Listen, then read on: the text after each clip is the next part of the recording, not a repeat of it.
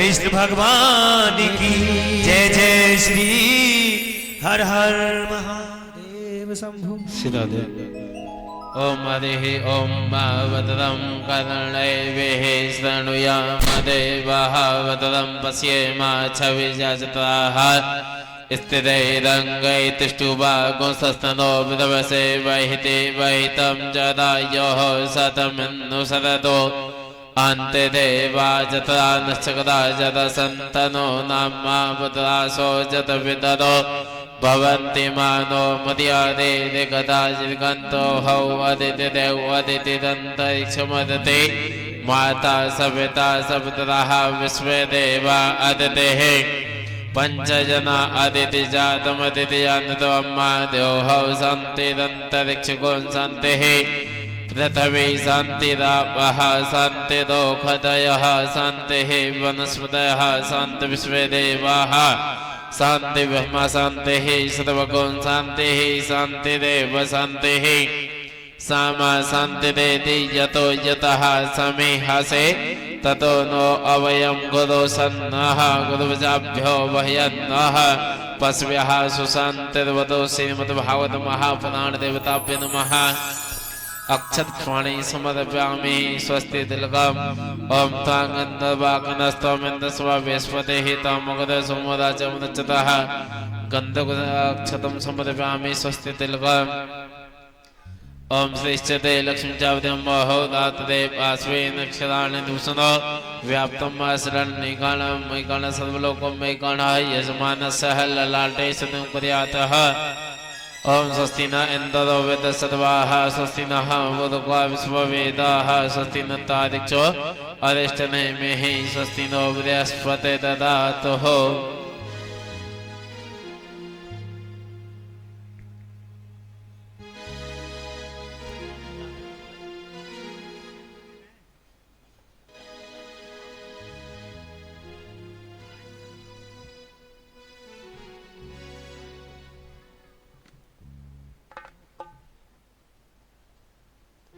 Hello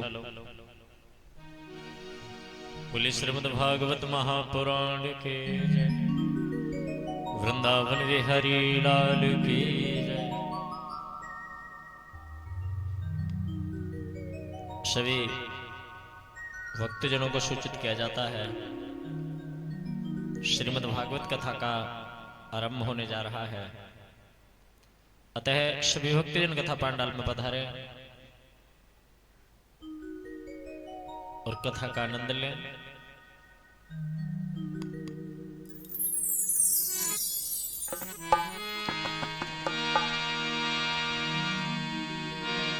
आरती के लिए सभी भक्तजन खड़े हो जाएंगे।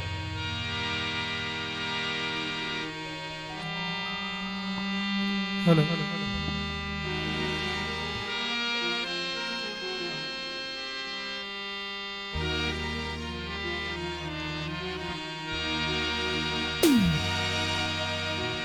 सभी सिर ढक लीजिएगा और भाव से आरती गाएंगे। श्री भागवत भगवान की है आरती, पापियों को पाप से है तारती। भागवत भगवान की है आरती, पापियों को पाप से है तारती। श्री भागवत भगवान की है आरती, पापियों को पाप से है तारती। श्री भागवत भगवान की है आरती, पापियों को पाप से है तारती। ये अमृग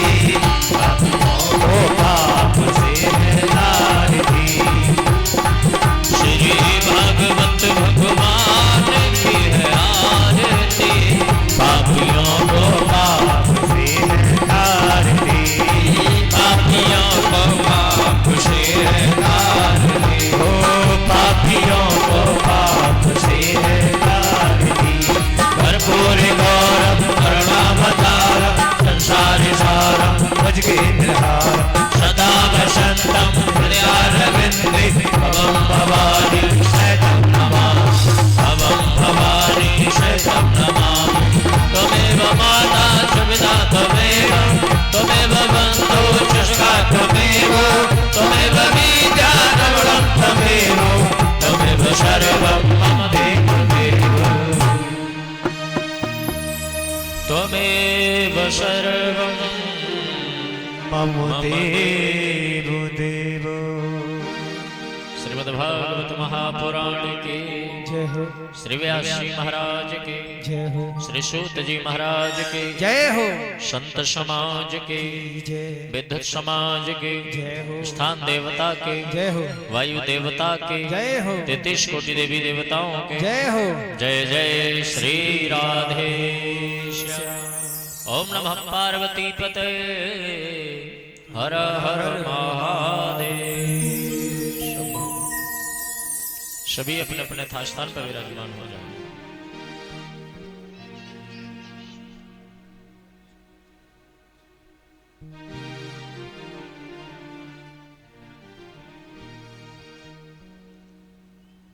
हेलो सभी आसन लगा के विराजमान होंगे। मेरे साथ प्रणव ध्वनि ओम का उच्चारण करेंगे।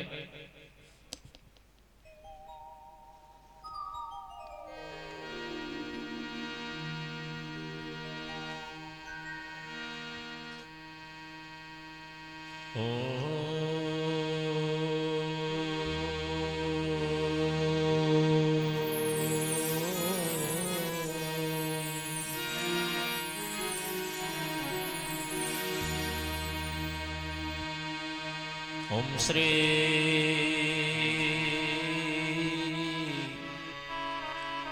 कृष्णाय नमः।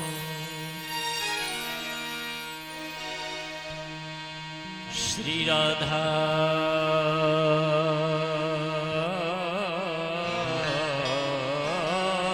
नमः। श्री गुरुदेवा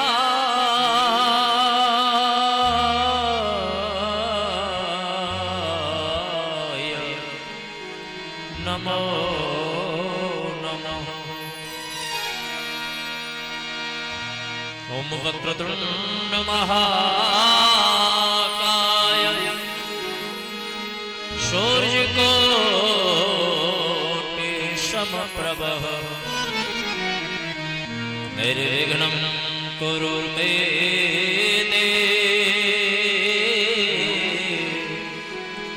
सर्वकारेषु सर्वदा। कृष्णं नारायणं वन्दे कृष्णं वन्दे व्रजप्रियं कृष्णं द्वैपायनं वन्दे कृष्णं वन्दे प्रथाश्रुतम् वंशे विभूषित कराननवनीरदाभा पीताम्बरातरुण बिम्बफलाधरोष्ठता पूर्णमुन्द सुन्दर मुखादरविन्द नेत्रा कृष्णात् परम किमिति तत्त्वमहं न जाने। राधा शक्तिर्हरेर्ज्ञानं ताभ्यां या च समर्णविता तां श्रीं भागवतीं गाथा वन्दे युगलरूपिणी।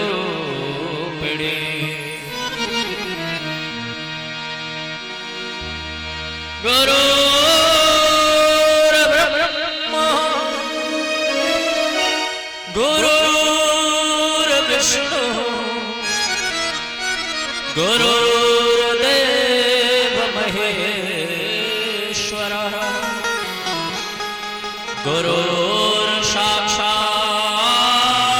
परम ब्रह्म तस्मै श्री गुरुवे नमः। यमप्रवजन्तमपेतमपेतकृत्यं द्वैपायनो विरह कातरया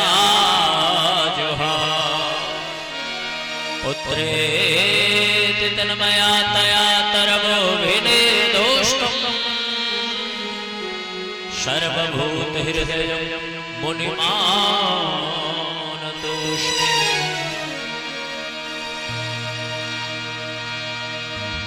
वसुदेव सुतं देवं कंसचाणूरमर्दनं देवकी परमानन्दं श्री कृष्णं वन्दे जगद्गुरु।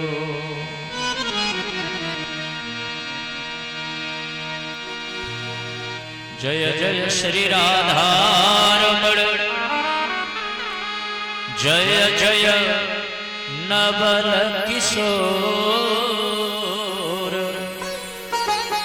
जय गोपी जय भक्त जन सो जय जय जय चित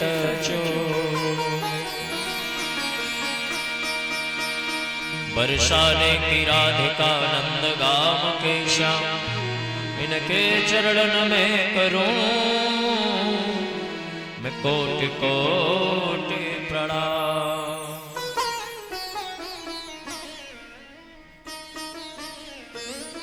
स्थान देवता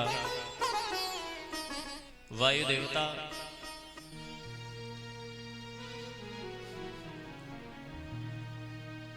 एवं 33 कोटि देवी देवता साथ में हमारे लाउड स्पीकर के माध्यम से या हमारे लाइव डेली कास्ट के माध्यम से जहां भी हमें संतजन भक्तजन हमारे जो भी श्रोताजन हमें सुन पा रहे हैं, मेरा सभी के लिए वंदन है, आप सभी के लिए प्रणाम है। आप सभी अपने अपने स्थान पर विराजमान हो जाएं और बहुत शांतिपूर्वक गोविंद की पावन कथा श्रवण करें। प्रेम से बोलेंगे राधे राधे। परम मंगलमय परात्पर नारायण अकारण करुणा मरुणालय वक्त वक्षांतल कल्पतरु तिलिंदित विनिंदित पीतांबरधारी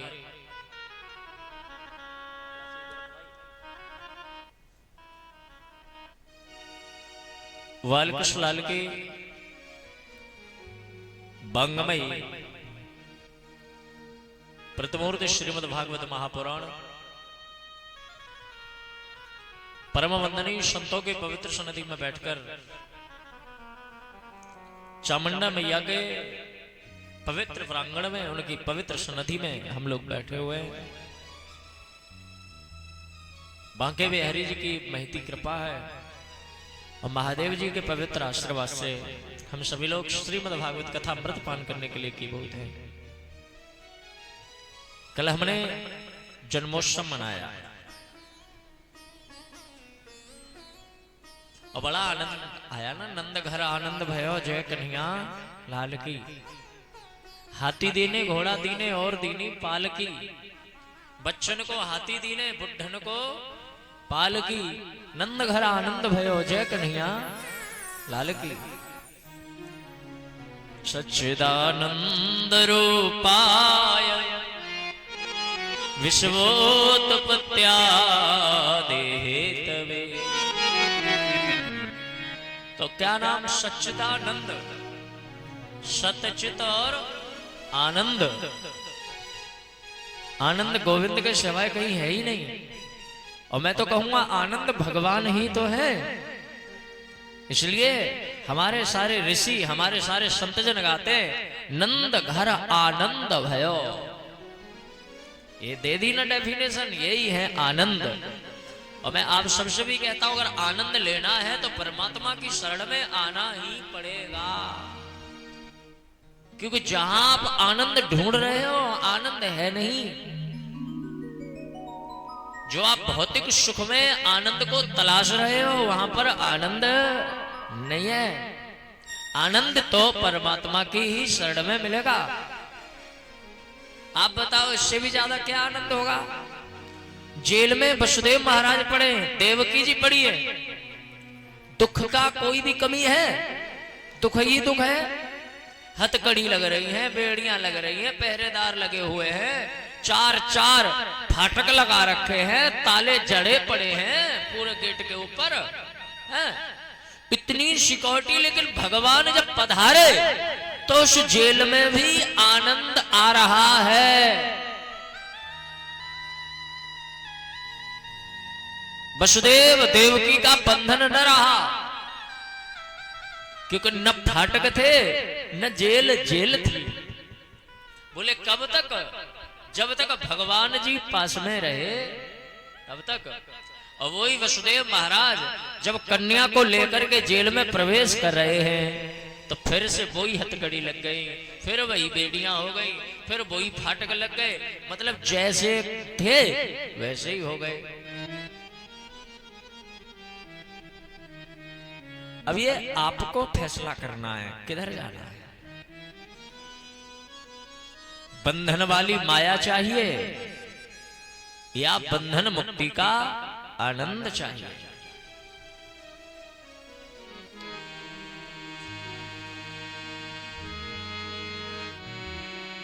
अरे जुग जुग जीवेरी जसोदा मैया तेरो ललना।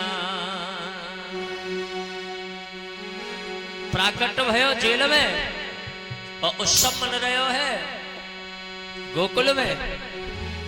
ये जो ननद होती है ना, भैया के घर में कुछ होने वाला हो तो 15 दिन पहले ही डेरा डाल लेती है। हाँ जी, सुनंदा जी है नंद की, बाबा नंद की बहन जी। सबसे पहले परमात्मा के दर्शन उन्होंने किए। यशोदा जी तो सो रही हैं, सुनंदा जी ने जो दर्शन किए माता जी खुश हो गई और बाहर भागी बुआ जी और जाकर के बाबा नंद जी से बोली भैया जी बधाई हो। कहा भयो लाली? बोले भैया जी लाला भयो। व्रत हो चुके थे ना बाबा नंद। कुबेर जैसी संपदा के स्वामी पर पुत्र नहीं है। अब पुत्र की प्राप्ति को सुना, 108 गोता यमुना में मारे और खुद ही चिल्ला रहे लाला भयो आओ, लाला भयो हमारे। इतनो जोर को हल्ला भयो, चारों तरफ से घर को घेर ले। बाबा दान लुटा रहे, कपड़े फाड़ दिए लोगों ने। ऐसा ही होता है, प्रसाद वालों के कपड़े ही फटते हैं। अब प्रसाद बांटने वाला व्यक्ति बहुत सहनशील होना चाहिए। अगर आपने ऐसे आदमी को खड़ा कर दिया जो चिढ़ता है तो प्रसाद बट गया। मैंने ऐसे ऐसे लोग देखे प्रसाद बांटते बांटते पूरी परात की पराती दे मारते हैं। ले मर जाओ, सब खा लो, तेरा तसल्ली ना, सहूर ही ना। जबकि भाव समझना चाहिए। आप जो प्रसाद बांट रहे हो उस समय आप पर गुरु की भूमिका में है, आप परमात्मा की भूमिका में है। उस समय तो आपसे छीना झपटी होगी।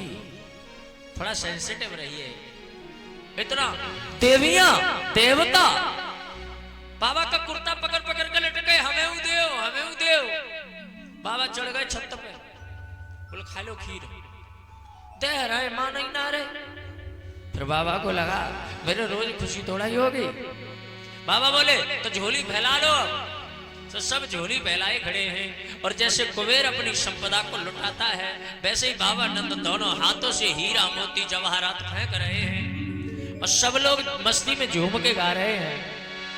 हरि जुग जुग जीवेरी जसोदा मैया तेरो ललना। जुग जुग जीवेरी जसोदा मैया तेरो ललना। तेरो ललना, ओ तेरो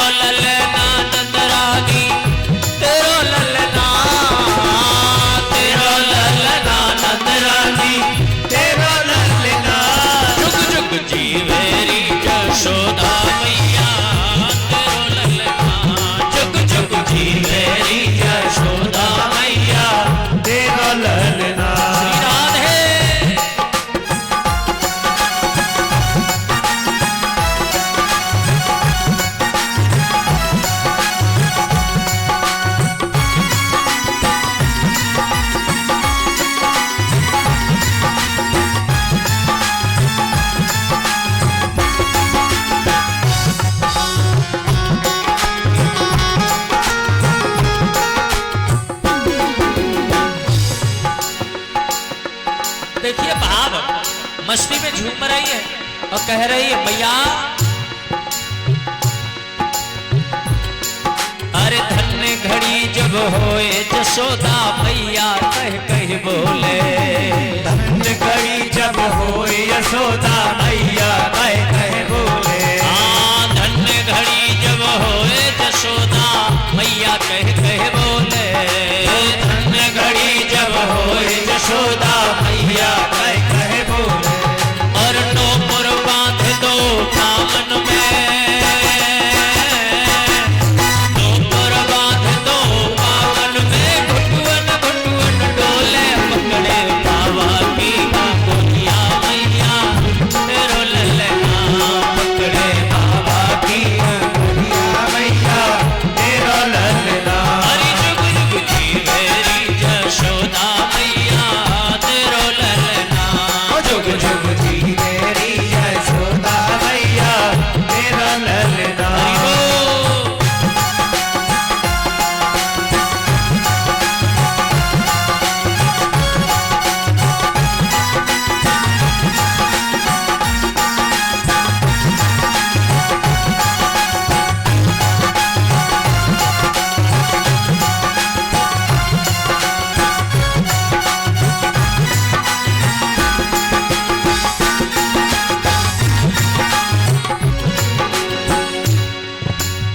आया काल डरे जाके डर भगतन को हितकारी माया काल डरे जाके डर भगतों को हितकारी अरे माया काल डरे जाके डर भगतन को हितकारी माया काल डरे जाके डर भक्तों को हितकारी और अपने लाल को मर मन जाने अपने लाल को मर मन जाने तू भोली महतारी जग में ना है जाती बोलना तेरो ललना जग में ना है जाती बोलना तेरा ललना हरि जुग जुग जी मेरी जशोदा मैया तेरो ललना जुग जुग जी मेरी यशोदा मैया तेरा ललना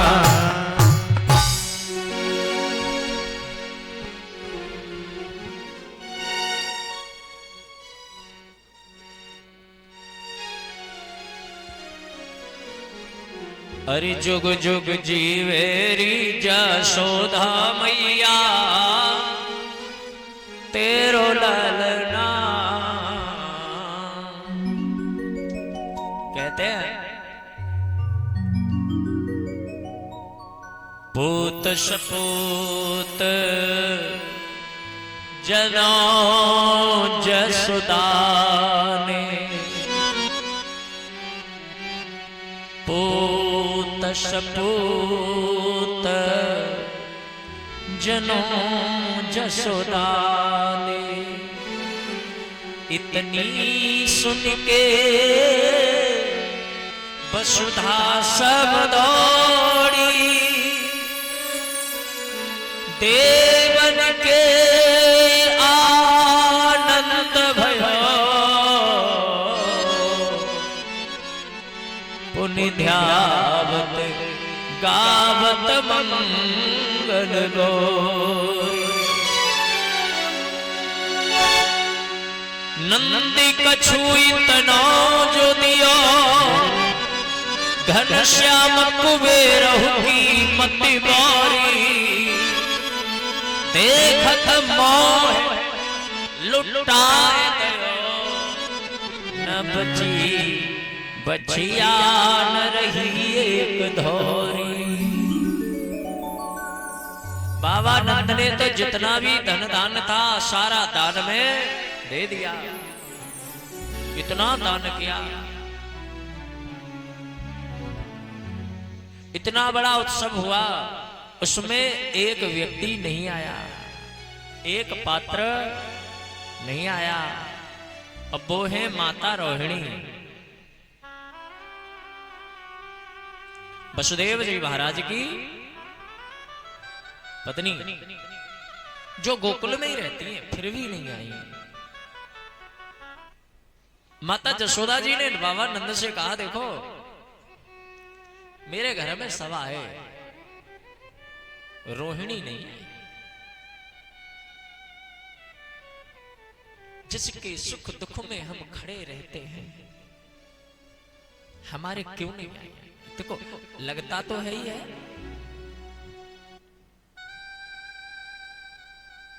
बाबा नंद जी गए, प्रणाम किया, बड़ी हैं,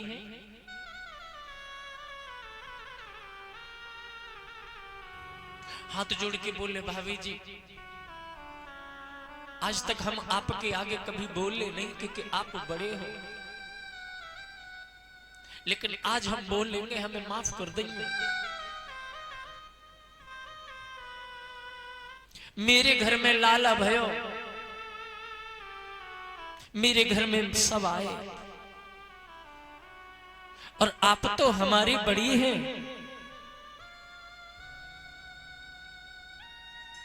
सब आए लेकिन आप ही नहीं आए, क्यों? और मैं पहले कह चुका हूं आप बड़ी हैं, प्रश्न किया है उसकी माफी चाहता हूं। कम से कम आपसे तो ये उम्मीद बिल्कुल नहीं थी। मेरे घर में जब से लाला हुआ है तब से ही बधाई बज रही है, ऐसा कौन है जो ना आया हो? इतना सुनना था। माता रोहिणी तो रो पड़ी, गला भर आया, होठ कांपने लगे। भावानंद बोले, कोई बात हो गई क्या? अरे कंस है, क्या पता कुछ कर दिया हो, हमें नहीं पता चला हो, कुछ बात हो गई भाभी जी। आपको तो पता है ना नंद जी, आपके भाई साहब और मेरी बहन दोनों ही जेल में हैं। जिस स्त्री का पति जेल में पड़ा हो, जिस महिला का पति जेल में सजा काट रहा हो,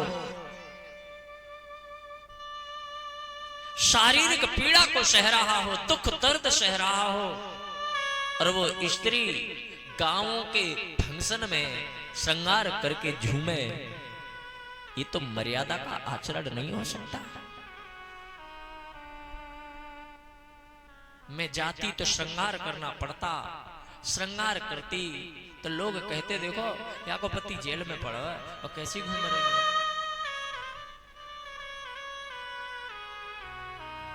मेरी मर्यादा है। यशोदा से कहना, जितना उन्हें खुशी हुई है ना, उससे 1000 गुना मुझे खुशी हुई है, क्योंकि ये बेटा आपका नहीं है, ये बेटा मेरा है।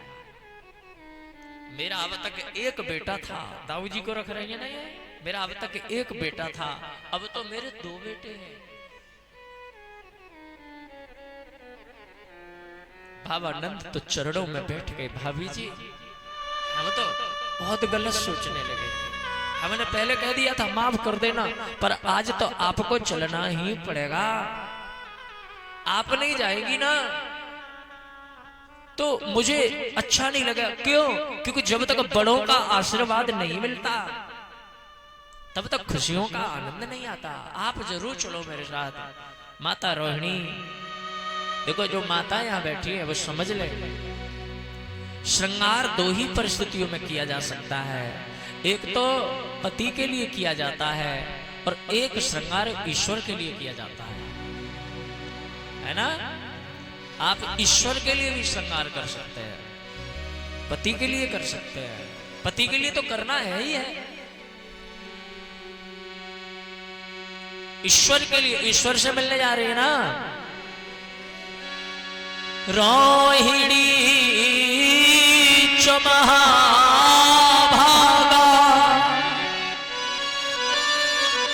नंद गोपाभिनंदिता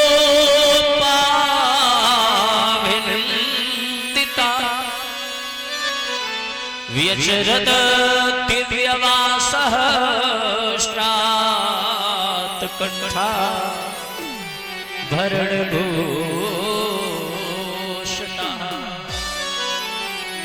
माता रोहिणी श्रृंगार करके गई है और माता यशोदा ने रोहिणी जी को देखा, अपने कन्हैया को गोद में दे दिया। अब आए हो, हम आपका कब से इंतजार कर रहे थे। रोहिणी ने भगवान को गले में से लगाया, ऐसे लगा जैसे ये कोई मेरा अपना ही बेटा है, पूर्व जन्म का मेरा कोई बिछड़ा हुआ पुत्र लौट के आया है। अब भगवान भी माँ से लिपट गए, शायद ये संकेत कर रहे हैं पर रोइयो ना माँ, अब मैं आ गया हूं, अब मेरा पदार्पण हो गया है। रोहिणी के आंसू अपने आप आंखों में सूख गए और रोम रोम प्रफुल्लित हो गया, माता रोमांचित हो गई।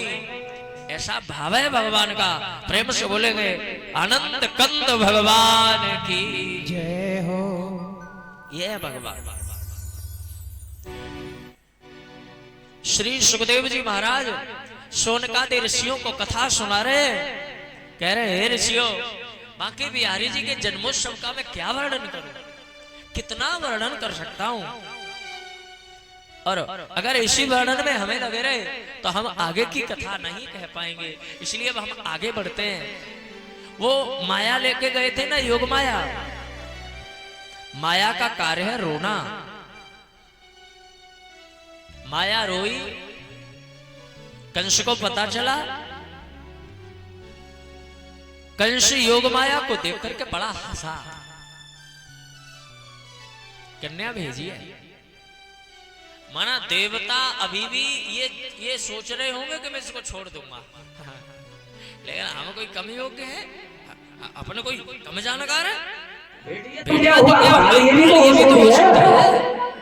मैंने शायद कल आपसे कहा था, बेवकूफ आदमी, मूर्ख आदमी अपने आप को बड़ा इंटेलिजेंट समझता है, बहुत समझदार समझता, इतना इंटेलिजेंट समझेगा कि इसके बराबर कोई जानता ही नहीं है। और मैं तो साहब कहता हूं, जो खुद को इंटेलिजेंट समझे, ज्यादा ज्ञानी समझे, उससे बड़ा मूर्ख कोई है ही नहीं। हम क्या ज्ञानी हैं, हम क्या जानते हैं। मैंने आपसे कल ही ये कहा था, कंस में और रावण में एक चीज कॉमन है कि ये दोनों ही ज्ञानी हैं, ज्ञान का भंडार लिए फिरते हैं, तो इन्हें ये लगता है कि हम तो गलत हो ही नहीं सकते।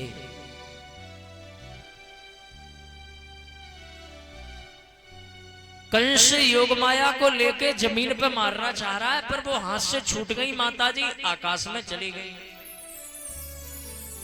पैर पकड़ के मारा, हाथ में से छूट के आकाश में चली गई, और ये कहना चाहती हैं मैं न कभी मरी हूं, मैं न कभी मरूंगी, तेरे जैसे कितने आए और कितने गए हैं।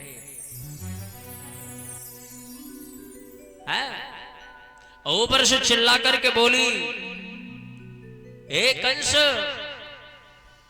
बस सावधान, बस सावधान, तू सावधान हो जा, बस सावधान, बस सावधान, तू विपत्ति के बीज बो चुका है,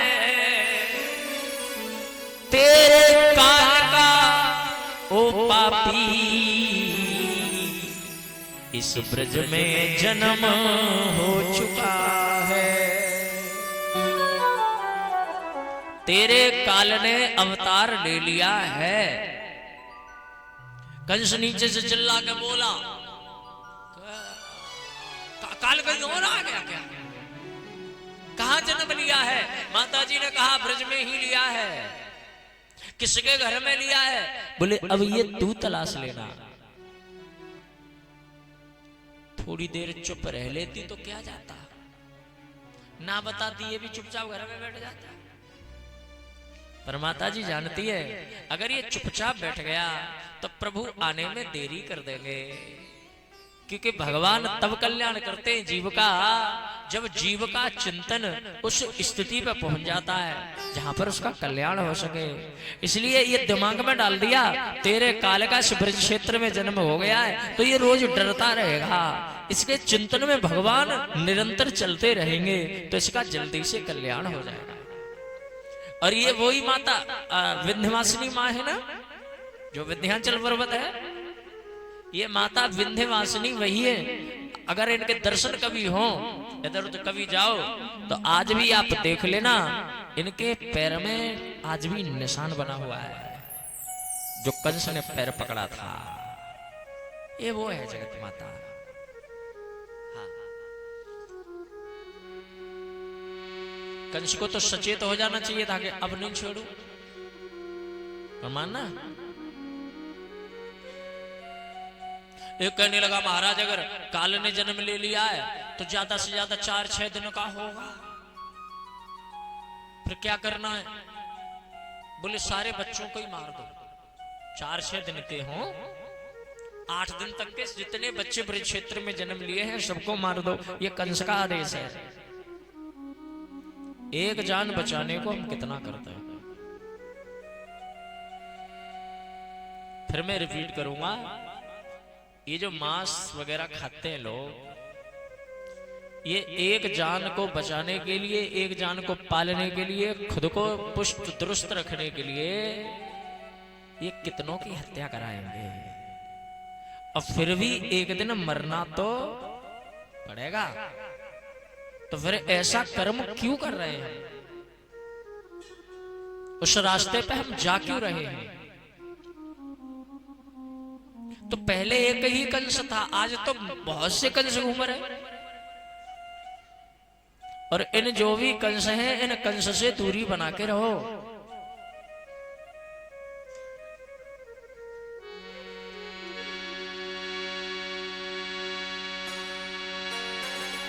कृष्ण गोविंद भजले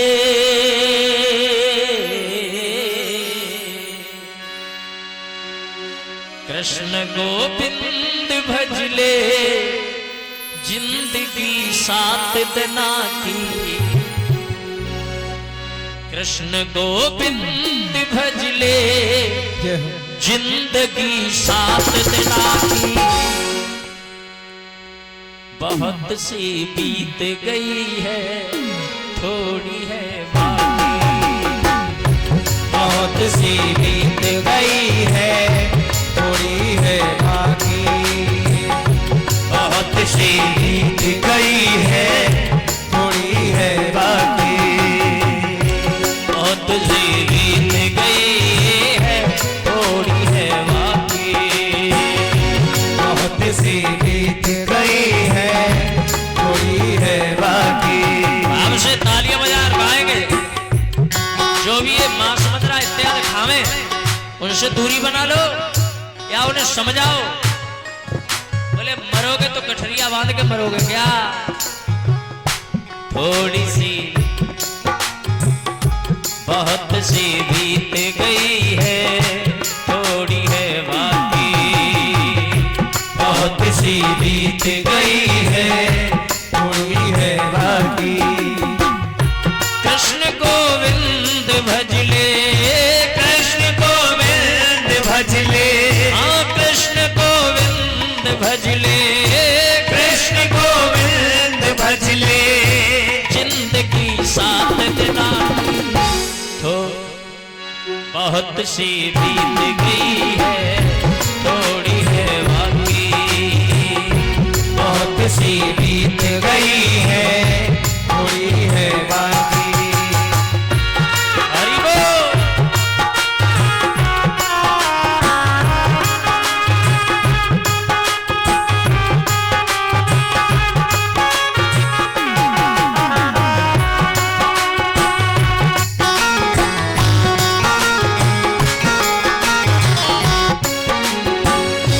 गर्भ में कष्ट हुआ जब, गर्भ में कष्ट हुआ जब, गर्भ में कष्ट हुआ जब प्रभु से भजन को बोला। भोला भगवान को भी स्वयं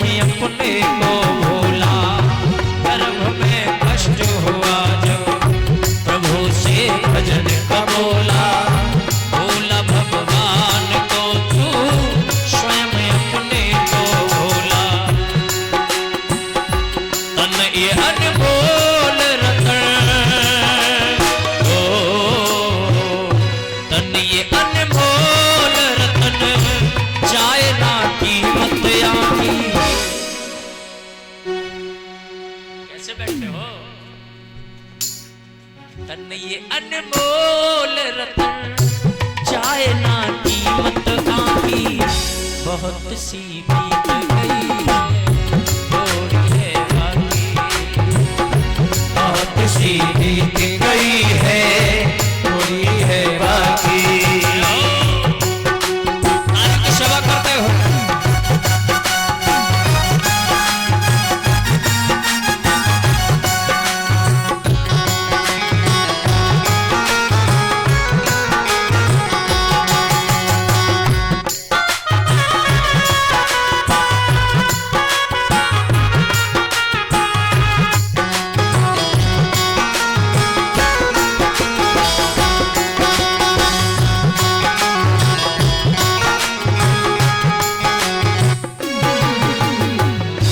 प्रेम परमात्मा है, प्रेम से जान ले तो।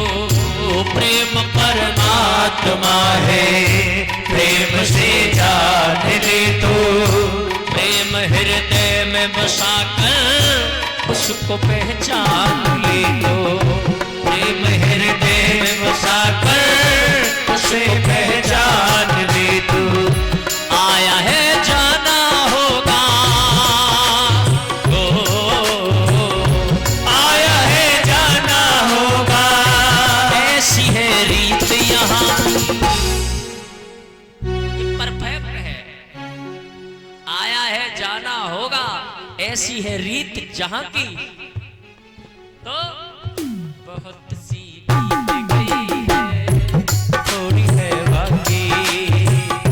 बहुत सी बीत गई है, थोड़ी है बाकी। कृष्ण गोविंद भजले, कृष्ण गोविंद भजले, जिंदगी 7 दिन रहो। बहुत सी बीत गई है, थोड़ी है बाकी।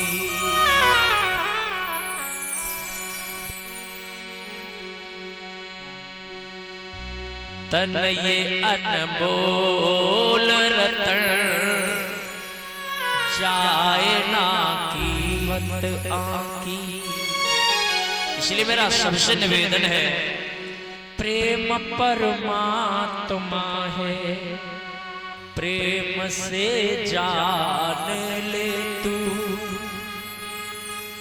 प्रेम हृदय में बसा कर उसको पहचान ले तू।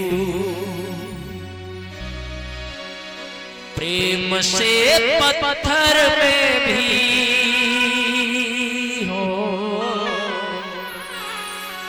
प्रेम से पत्थर में भी प्रभु की मूरत झांकी। बहुत सी बीत गई है, थोड़ी है बाकी।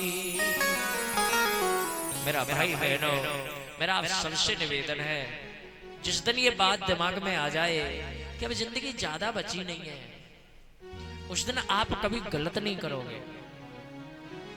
गलत मुझे ये तो बताओ, कहते हैं ना बहुत जिएंगे अभी। अभी अभी उम्र ही क्या है? तुम्हें मालूम है कि उम्र क्या है? अरे किसको पता है कि अभी अभी बहुत है। ये बहुत के चक्कर से निकल जाओ, क्योंकि ऐसी अर्जेंट सूचना मिलती है कि उनके साथ ऐसा हो गया और वो खत्म हो गया। हम कहते हे कोई और होगा, आई एम राइट, ऐसे बोलते ना, कोई और होगा, वो तो ठीक ठाक है। कि पता नहीं, एक्सीडेंट तो आम चीज है। हमारा सबसे फिर ध्यान किस पे जाएगा? कोई एक्सीडेंट हो गया तो नहीं, सूचना मिलेगी नहीं। बोले फिर क्या था? बोले कुछ भी नहीं था, खाना खाया है, पानी पिया है, बस इतना कहा है कि मेरा हल्का सा दर्द हो रहा है, और फिर उठे ही नहीं। तो फिर काहे को है? फिर काहे को सोच रहे हैं हम बहुत जिएंगे? बहुत सी बीत गई है, बोलो। बहुत सी बीत गई है, थोड़ी है बाकी। अब मान लो बहुत ही जियोगे। सतयुग में आदमी की उम्र 1 लाख साल थी। द्वापर आते आते 0 घट गया, 10,000 साल की उम्र रह गई। त्रेता में, सतयुग के बाद क्या आया? त्रेता, उम्र रह गई 10,000 साल, मतलब 1 0 सीधा सीधा खत्म हो गया। और त्रेता के बाद में आया फिर द्वापर। द्वापर आते आते 1 0 और खत्म हो गया, मतलब आदमी की उम्र रह गई 1000 साल की। और कलयुग आया तो 1 0 और ले गया। अब कितनी उम्र रह गई है? 100 साल। पर कितने लोग जी रहे हैं 100 साल? बहुत कम लोग जी रहे हैं। जबकि कलयुग को आए हुए अभी 5,500 साल हुए नहीं हैं। और कलयुग की उम्र कितनी है? 4,32,000 साल की उम्र है। अभी तो शुरुआती चरण भी नहीं है अच्छा सा। तो कम से कम अगर औसतन लगा लिया जाए तो 80 साल की उम्र रह गई है। औसतन बता रहा हूं, 80 है नहीं वैसे, लेकिन मैं फिर भी मान लेता हूं कि 80 साल रह गई है। तो 5,000 साल में 20 साल तो गए, अगले 5 साल में 20 साल और चले जाएंगे। अगले 5,000 साल में, भाई 5,000 साल हुए कलयुग को, तो 80 पर ला दिए। अगले 5,000 साल में 60 पे आ जाओगे, और अगले 5,000 साल में 40 पे आ जाओगे, और फिर अगले 5,000 साल में 20 पे आ जाओगे। और मुझे तो लगता है कलयुग को आए हुए जब 30,000 साल होंगे तो कहीं 1 0 और ना चला जाए। और ये संभव है, संभव है। तो 4,32,000 साल मुझे नहीं लगता कि पूरे होंगे भी।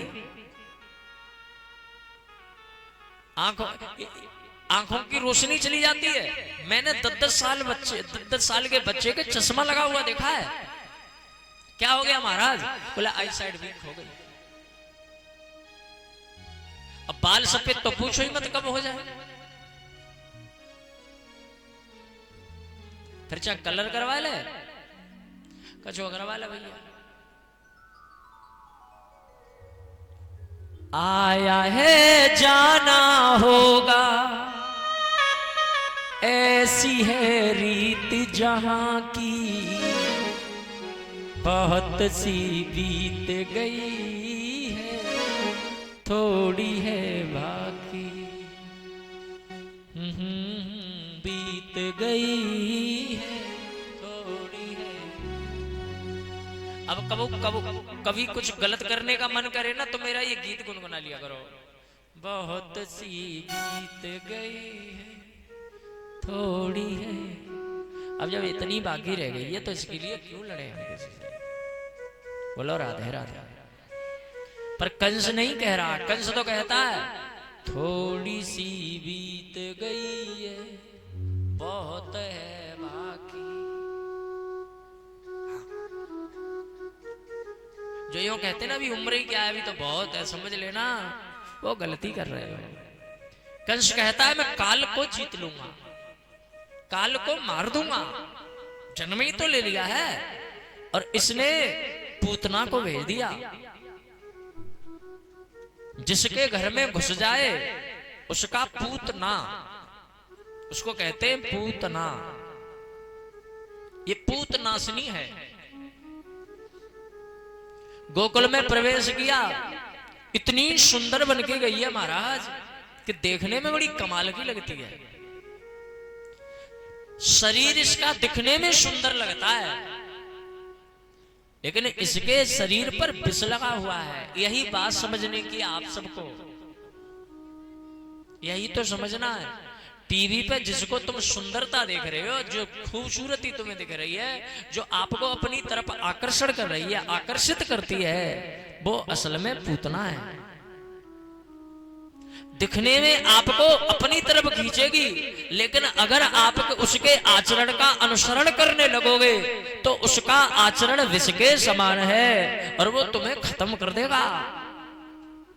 इसलिए उससे बच के रहो, उससे दूरी बना के रखिएगा। पूतना को कोई नहीं पहचान पाया पूरे गोकुल में। भाई बड़ी सुंदर है, बड़ी सुंदर है, बड़ी अच्छी है, बड़ी प्यारी लग रही है।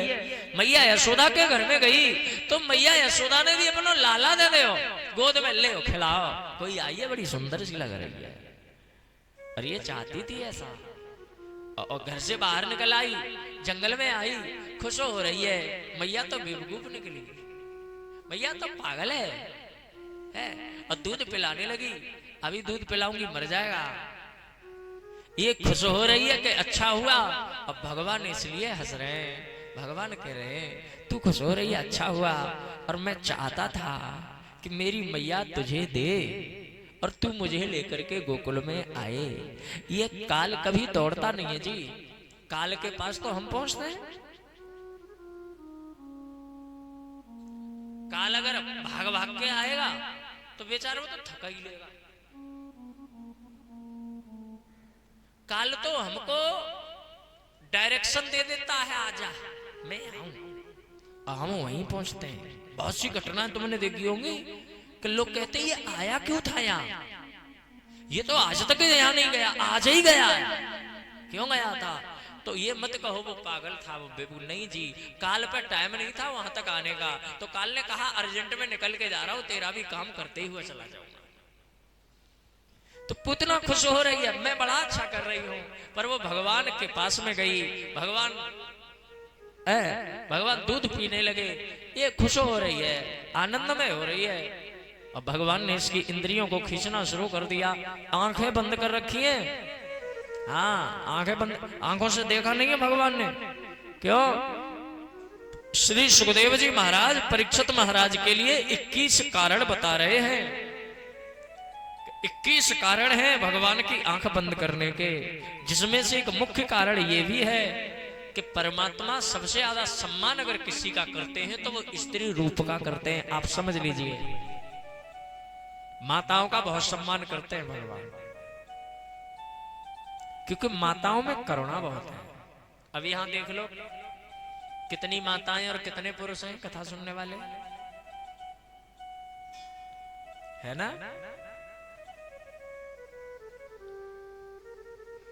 भक्ति भाव भी ज्यादा होता है इनमें।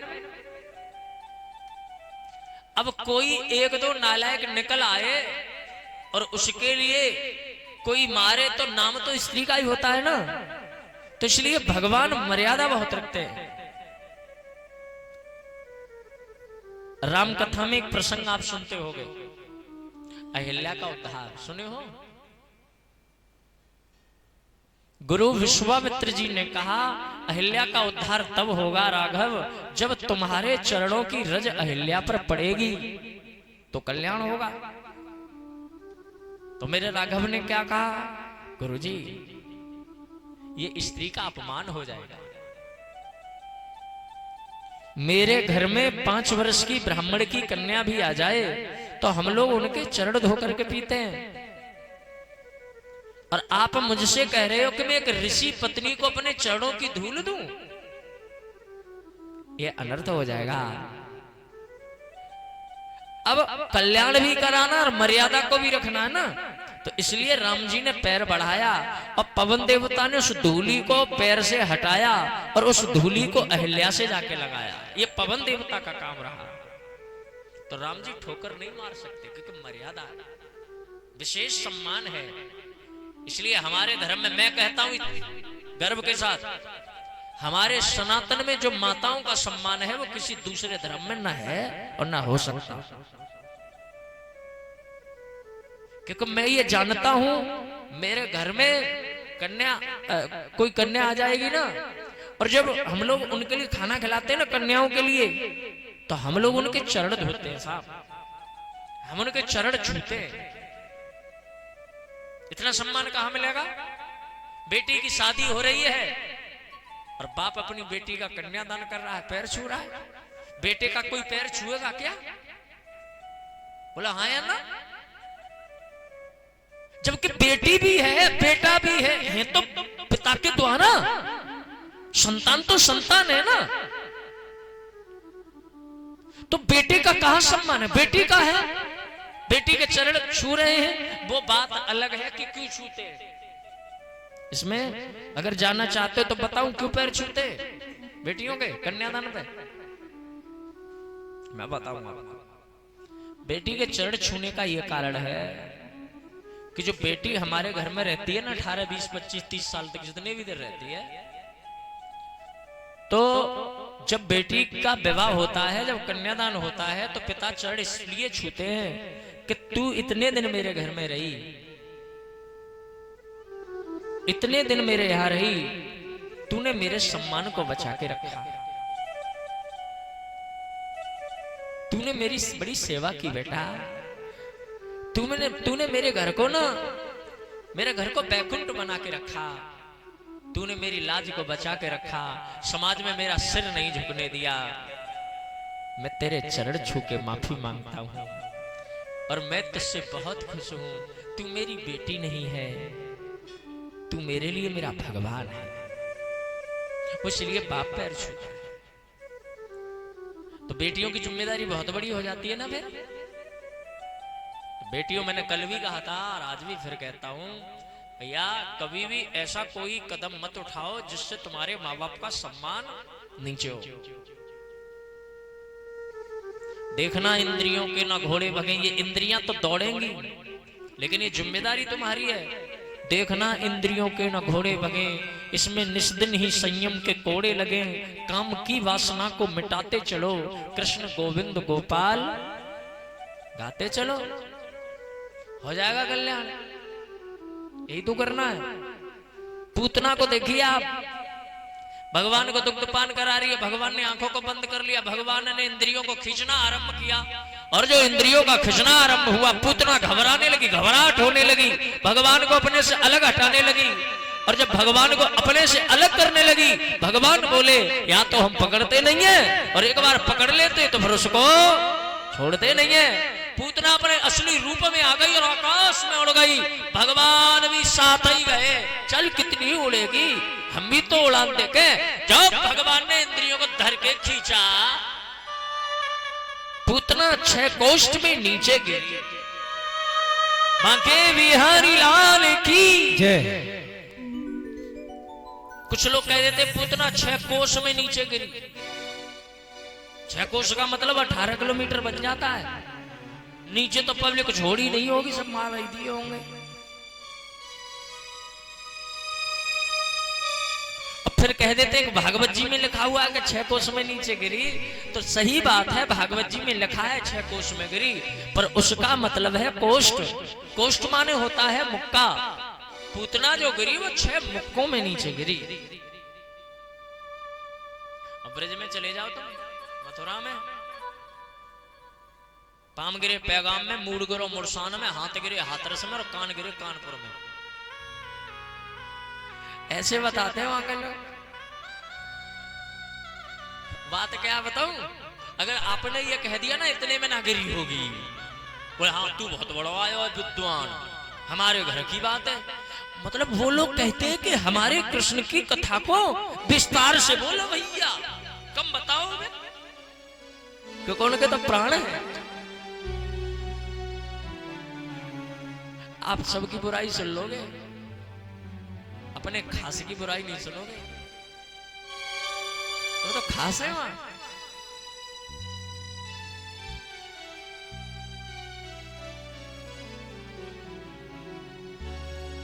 एक स्वामी जी अयोध्या के थे, अयोध्या के। हमारी तो कथा होती रहती है तो हमें तो सब मिलते हैं पंथ। तो कभी कभी इनमें आपस में भी खींचतान हो जाती है, चुटकी ले लेते हैं एक दूसरे पर ही। हाँ, सो अयोध्या वालों ने कह दिया हमारे राम जी अच्छे थे। ये कोई तरीका है? कभी यहाँ खेलना कभी वहां खेलना। कन्हैया तुम्हारे कन्हैया स्वामी जी से एक थे, कन्हैया जी के पंथ के, सो उनके लिए उन्होंने कह दिया जैसे तुम वैसे ही तुम्हारा भगवान। हाँ, तुम भी कम नहीं हो और तुम्हारे भगवान भी कम नहीं थे। बैठे ही थे, बंदर आया और झपट्टा मार के बाबा की झोली ले गए। अब बाबा नीचे से चिल्लावे और बाबा कहे जैसो तू तैसो तेरो भगवान, हमें यहाँ आनो ही ना, हम तो मैं ठीक है। हाँ अयोध्या में हमारे यहाँ कोई दिक्कत नहीं है। सो एक स्वामी जी ने झोली तो वापस दिवा दी। स्वामी जी बोले मेरी बात सुन ले बाबा, काय को बंधन पे तुम चिल्ला रहे हो? बोले हाँ तुम चुप रहे हो। अब हम आए सो आए, अब हम देखेंगे आगे को। हमारे अयोध्या में देखो ये को परेशान न मिलेगा। सो हमारे ब्रज के महाराज कहा बोले पता है? बोले जी बंदर मालूम है कौन है? बोले कौन है? बोले राम जी के राज्य में जो भूखे रह गए वो बंदर बन के आ गए यहाँ, तो यहाँ झपटे झपटे खामे। अरे महाराज दोनों में बड़ी खींचतान।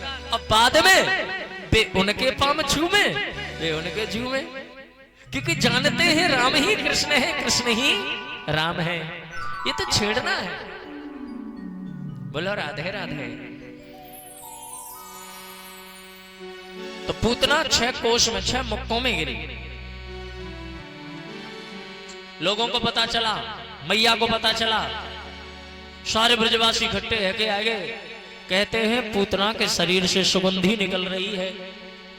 बोले क्यों निकल रही है? क्योंकि भगवान के हाथ से इसका उद्धार हुआ है और इसके शरीर को काट काट के ब्रजवासियों ने इसका संस्कार किया, तो परमात्मा के हाथों से इसका कल्याण हो गया। भगवान जी का भी अब तो साहब वो क्या बोलते हैं उबटन हो रहा है, क्योंकि पवित्र करे जा रहे हैं। गौमूत्र से स्नान कराया जा रहा है, गंगा जल से स्नान कराया जा रहा है, और कभी मोर पंख से झाला लग रहा है। हे नारायण, हे जगत पिता, हे जगदेश्वर, हमारे लाला को बुरी नजर से बचाइयो, ऐसे राक्षस राक्षसन से दूर रखियो। भगवान बोले बहुत ही बढ़िया, नामो हमारो है और झारो हमारे ऊपर लग रहा है। जी हाँ, ऐसे ऐसी लीला है उनकी। प्रभु तो प्रभु है। 27 दिन के हो गए भगवान जी ने सटकासुर का उद्धार कर दिया। शकट भंजन तृणाव्रत इनका उद्धार कर रहे हैं। ये सब पूर्व में जिन्होंने गलत किया, जो श्रापित थे, वो राक्षस बन के आए, इसलिए भगवान इन सबका उद्धार कर रहे हैं। और शरारती कितने भगवान पूछो ही मत। लेकिन मैया प्रेम कितना करती हैं। लाला 6 महीना को भयो, एक दिन ना लाला अब बैठने लगे, हाँ, गोलमोल से बैठने लगे। सो मैया बैठे एक दिन, सो मैया ने कही लाला, मैया नाम लेती है कन्हैया, कन्हैया। लाला उधर से बोलो मैया, पहली बार मैया, 2 ऊपर के 2 नीचे के दिख गए। मैया बोली ओहो, मेरे ने आज तो मुझे मैया कही है। देखियो बाबा नंद, देखियो आज ने आपने मैया कही मोती। लाला कहियो मैया। अब लाला मैया कहे ना, लाला बोल ना। बाबा नंद जी बोले बाबरी मैया ही कहे वो, थोड़ा और बड़े है जब बोले वो। लाला एक बार बोलियो मैया, लाला ने फिर कर दी मैया। मैया ने सवरे ब्रज को जोनार दे, दावत खवा रही है सबने को। काय की दावत? मैया कही है, मेरे ने मत तो मैया कही है, मैया खाओ मैया कही है। कितना प्यार है। एक चीज का उत्सव मनाया। तो अगर मुझसे कोई पूछे कि देवकी ने भगवान को ज्यादा पाया या यशोदा जी ने ज्यादा पाया, मैं कहूंगा तो आनंद कर लिया। और एक एक पल का अगर सकून, एक एक चीज का सुख भोगा तो वो यशोदा जी ने भोगा। मैया कही है, जोनार चल रही है। घुटुअन चलवा सीख गए। सालग्राम की पूजा कर रहे बाबा। सालग्राम जब देखे जामुन जैसे, सो दूध में, घी में, और महाराज जल में पवित्र करे ना। शहद होता है, शहद से अभिषेक हो रहा है। शहद लगो, लाला बैठे बैठे देख रहे, शहद लगो। लाला बोला तो बड़े मीठे है रहे होंगे, अब इन्हें चाटो कैसे। सो बाबा लग गए भजन में। बहुत से लोग कपड़ा डाल के भजन करते हैं ऊपर। सो बाबा ने तौलिया डाल ली ऊपर थे, अब बाबा भजन में लग गए सालग्राम के। लाला जी आए और सालग्राम अचकई गाल में धर ले। पपोर रहे, दांत तो है नहीं। बाबा की आंख लीजिए हो मेरे शालिग्राम। कहाँ गए शालिग्राम, कहाँ गए? अरे तुमने मेरे शालिग्राम देखे? भैया बोलिए यही होंगे। लाला को गाल फूल रहे हो। बाबा बोले लाला तेरे मुंह में कहा है?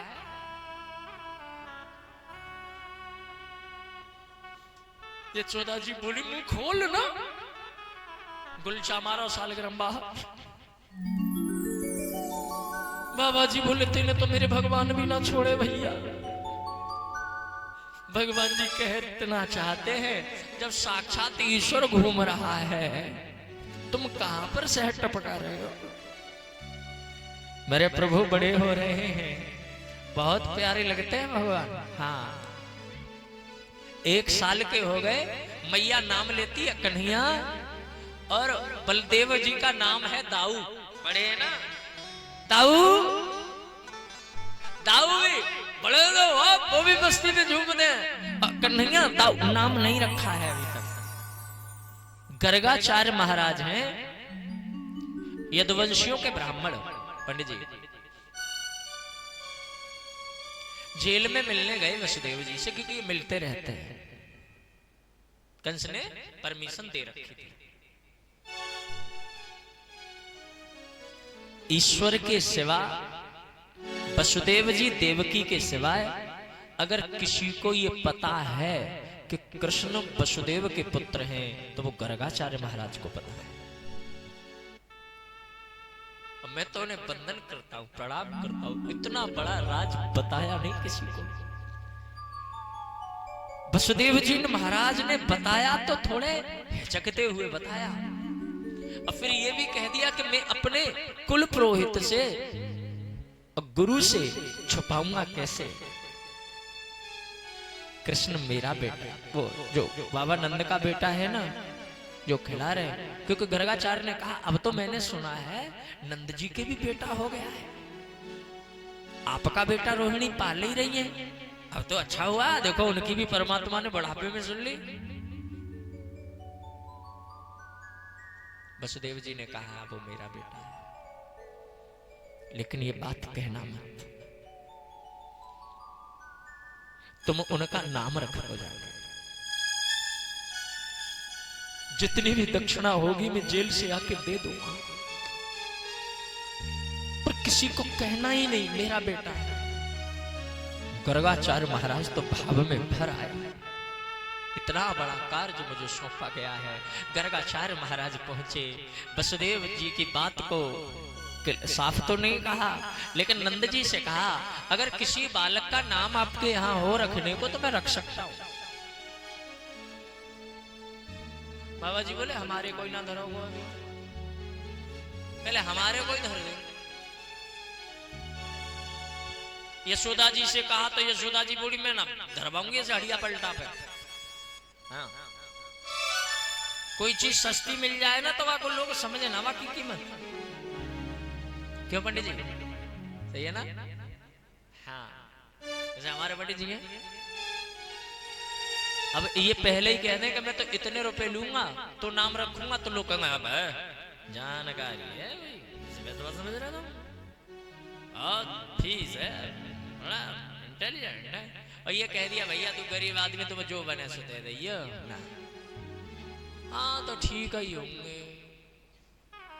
नए आदमी, तुम तो पुराने जानकार हो तो तुम्हें पता है कितनी जानकारी है। नए आदमी तो यूं कहे ऐसे ही होंगे, क्योंकि बरते तो है नहीं। वही बात मैया बोली मैं ऐसे हड़िया पलटा में दरवाऊंगी। मैया कही तो मैंने पूरे गांव को दावत दी। पहली बार मेरे लाला ने भोग लाया तो मैंने पूरे पूरे ब्रज क्षेत्र को दावत दी। नाम ज्यादा धरवाऊंगी ना, ऐसे पंडित जी बुलाऊंगी जो बहुत ज्ञानी होंगे, और यहाँ पे ऐसा उत्सव मनाऊंगी दुनिया देखेगी मेरे को नाम भयो है। बाबा नंद बोले और कंस को पता चल गई तो बावरी बालकन के नाम धर जाए। तुम्हें तो पता है रोज आफत आ रही है। हमारे यहाँ पे कोई फंक्शन भयो वाई दिन कोई ना कोई जरूर आयो, तो अब तुम ही बताओ, तुम चाहोगी? तो माँ होती है। माँ बोली मैं ना बताऊंगी कहा हूं, चुप ही नाम धरवा लूंगी, पर जानकार तो है। हाँ, पर माता बगैर परीक्षा के मानती नहीं है ये। तो बोली तो एक काम करो ना, अभी तो रोहिणी के लाला को नाम ना धरोगे हो, ये बाबू को कोई ना है, उनके ही कौन है, हम ही धरवा लेते। उन्हें भी बुला माता जी। तो बाबा तो भोले भाले गई होंगी बुलाने के लिए, लेकिन रास्ता में सलाह कर लाई, मेरो लल्ला तुम ले लो और अपनो लल्ला दे दो मोई। बाबा जी ने पहचान ली कि लल्ला बदले हुए हैं, तो योग्य न बाबा ऐसे घड़िया पलटा है। वसुदेव जी के जो बाद में जो संतान हुई, जो हमारे बांके में आ रही है, वो तो ले लिए रोहिणी जी ने। और मैया यशोदा बोली और सुनो, पहचानो ना होगी, मैं गोरी और तुम्हारा लल्ला गोरो है, तुम मेरो ही लगे हो, और तुम सामरी हो, मेरो लल्लू सामलो है। आज देखो बैठ गए बाबा जी ने यज्ञ आदि किया, और यज्ञ आदि करके सबसे पहले निगाह जो पड़ी वो यशोदा जी की गोद में पड़ी। सीधी सी बात है, यशोदा जी मुख्य थी तो पता था इन्हीं के होंगे, लेकिन जो निगाह पड़ी तो गर्गाचार्य ने को लगा भगवान जी तो ये, तुरंत ही एकदम से बोले मैया अयम ही रोहिणी पुत्रो रमयनम सुरहदो गुणै आख्यास्ते रामयति बलाद विख्यात बलम विदु। समझो, गर्गाचार्य महाराज बोले जो तुम्हारी गोद में बेटा है, ये तुम्हारा बेटा तो है नहीं नंदरानी, ये बेटा तो रोहिणी का है। और फिर बोले ये रोहिणी के गर्भ में भी खींच के लाया गया है, इसलिए मैं इस बच्चे का नाम रखता हूं शंकरषण। बल की अधिकता होगी इसलिए नाम बल होगा, गुणों में राम जैसे होंगे इसलिए मैं इनका नामकरण करता हूं, इनका नाम श्री बलराम होगा। बोलिए बलराम भगवान की जय। मैया ने हीरा की अंगूठी उतार के बाबा के पामन में धर दी। बाबा जानकार है, पहचान लो भैया। पर जिनक ज्यादा कह रहा है कि खींच तान करके लाएगा, के बालों को खींच कर बोल लो बाबा, ये बाबा है जानकार। अब विश्वास हो गया, और जब विश्वास हो जाए तभी अच्छा लगता है। हाँ, अब फिर भगवान के तरफ देखा, और भगवान को जो देखा, मेरे प्रभु गोद में बैठे हुए हैं, और उस गोद में बैठे हुए बांके बिहारी को देखा जिनके घुंघराले बाल हैं, सांवला सा रूप है, चेहरे पर मुस्कान है। आहा, गर्गाचार्य तो भाव में भर गए, और गर्गाचार्य बोले माँ जो तेरी गोद में बैठा है ना, ये तो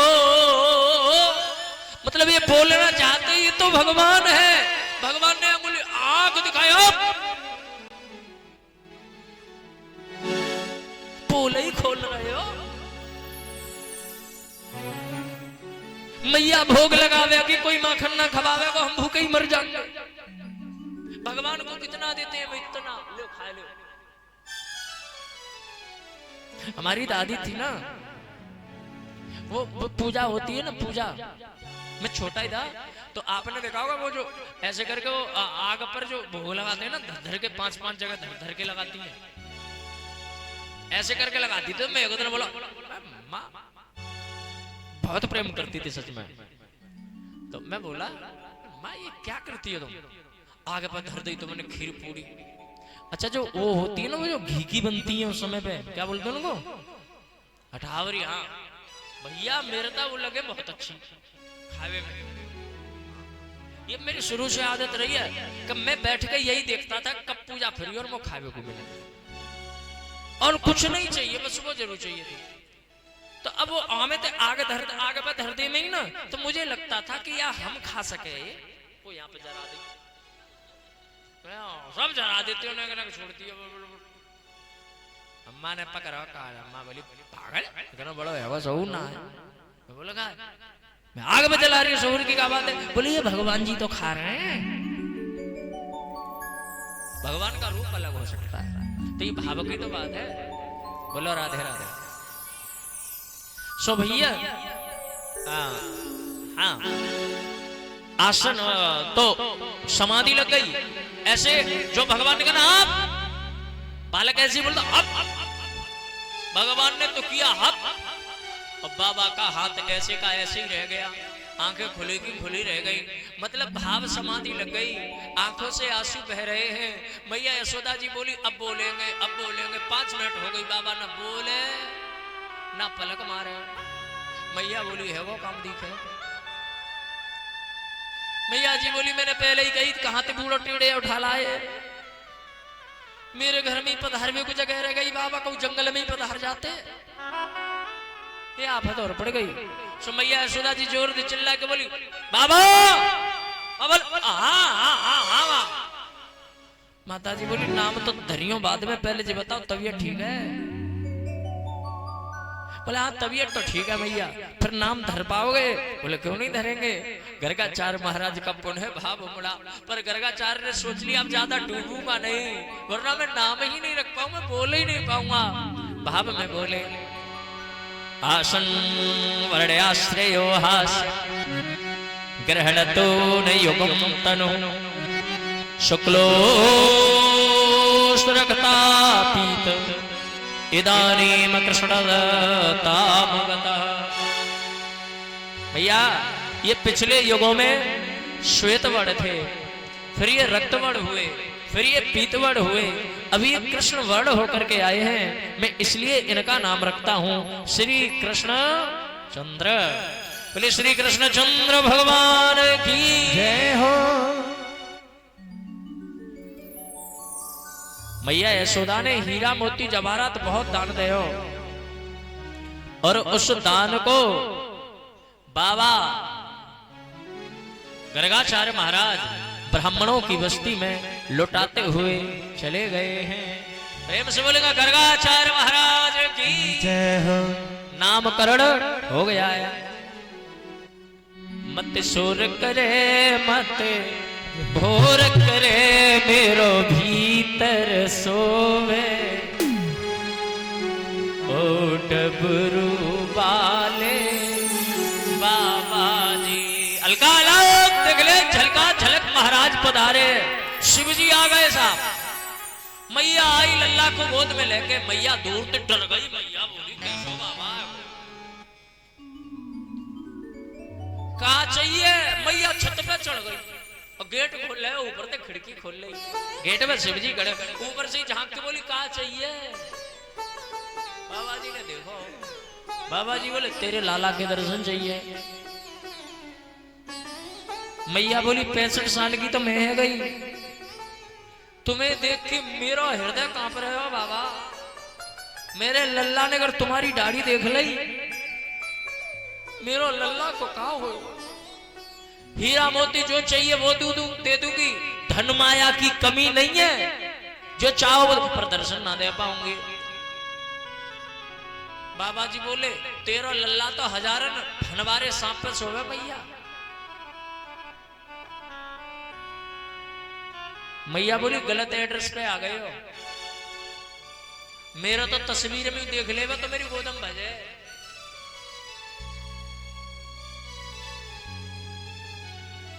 मैया बोली देखो जी मैं दर्शन ना करा पाऊंगी, जो चाहिए वो दे दूंगी। देखो ये परिवार की जो होती है ना बड़ी बूढ़ी, ये बड़ी बूढ़ी हेड होते बालक की। अरे साहब बड़ी कलेक्टर रह जाते हैं बहुन पे ऐसे हुक्म पे नहीं तो सहूर है बालक खिलावे को। अब ले लइए ऐसे हैगा वैसे सहूर तो है ना, परहेज ना कर सके ऐसे सुना में। अब बेचारी ठाड़ी ठाड़ी आंसी बहा गई टप टप। अब गलती है गई। बोलो राधे राधे। और कोई ने को होती है ना तेज पानी वाली, वो कहते ज्यादा भाषण देने की जरूरत ना, मैं अपने डॉक्टर को दिखा लूंगी। तो वो ठीक नहीं होती, वो अच्छी नहीं होती। बहू तो वही अच्छी लगती है जो सास सुनावे और बहू सुने। अच्छा एक बात समझो, अब जब बात चली गई है तो कह ही दे रहा हूं, लौट के आवाज देनी काहे, इसीलिए आवाज दी जाती है लौट के कि लोग कहीं बेइज्जती ना समझें कि देखो सास बोलते रही लेकिन बहू बोली ना तो बहू की बेइज्जती हैगी, हैं? इसीलिए तो बहू जवाब देती है कि मैं का कोई कम पड़ती हूँ बोलने में, मैं भी मेरे भी मुंह में जवान है, इसीलिए जवाब देती है। मैं आपको बता रहा हूँ ईगो प्रॉब्लम अंग्रेजी में जिसको बोलते हैं, ईगो मतलब ईगो हट ना हो जा। अब मुझे ये बताइए इज्जत उनकी समाज में ज्यादा होती है जो आवाज नहीं देती हैं, जवाब नहीं देती हैं, या जो जवाब देती हैं उनकी? जो जवाब नहीं देते उनकी इज्जत ज्यादा होती है ना, तो फिर काहे को जवाब देते हो जी? तुम्हारा ईगो भी बढ़ेगा, तुम्हारा रुतबा भी बढ़ेगा, फिर क्यों बोलना? अरे थोड़ी देर के लिए मोबाइल को तुम साइलेंट मोड पे कर सकते हो, खुद को साइलेंट मोड पे कर लो, क्या जा रहा है? इतना तो मैं कह सकता हूं, ये बड़े बूढ़े चाहे तुम्हें गाली दे ले, वैसे देते नहीं है ये, फिर भी मैं कह रहा हूं चाहे तुम्हें गाली दे ले, चाहे तुम्हें चिल्ला ले, फटकार ले, पर तुम्हारे बारे में कभी गलत नहीं सोचते हैं, तुम्हारे लिए तो हमेशा दुआ करते हैं। तो भैया माता जी बोली देखो जी बाबा दर्शन ना कराऊंगी, मेरी अम्मन ने मेरी ताइन ने ना मेरी बड़ी बूढ़ी ने वो बता दी है कि लल्ला कोई प्रसाद ना होगा जो काऊ की गोद में दे दे जावे। हाँ हूं दर्शन ना दे सकूं, बाद बाकी कुछ भी कर लो। बाबा बोले तो दर्शन ना कराओगी, ना करवा सकूं। बाबा जी बोले तेने भी जोगी जितना देखी है मैया, जोगी अगर हट पड़ जाए ना तो कुछ भी कर सकता है। मैया बोले तो क्या करोगे? बोले तेरे गेट पे ही धूनी लगा दूंगा। गेट तो खोलोगी, बंद कर दूंगा जब तक दर्शन नहीं होंगे। मैया जी बोली तुमने भी बाबा सुन लो मेरी बात, अम्मो पे खरी कहवा रहे हो तो आपने भी जोगी हट देखी होगी, तिरिया हट ना देखी होगी। भाई